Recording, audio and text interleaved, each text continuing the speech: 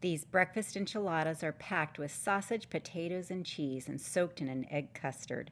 You assemble everything the night before, and in the morning you just pop them in the oven and bake them. Brown the sausage in a large skillet, then drain the extra fat. Add frozen diced potatoes and green chilies to the skillet and stir until everything's evenly coated.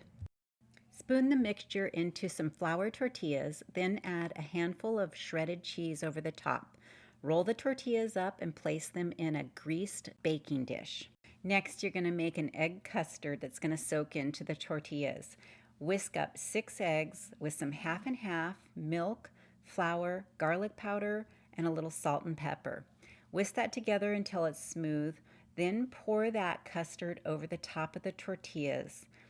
Cover that and let it sit overnight in the fridge.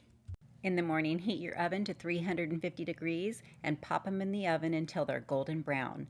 Add a little extra cheese on top when they're almost done, and then pull them out and serve them with some pico de gallo and sour cream.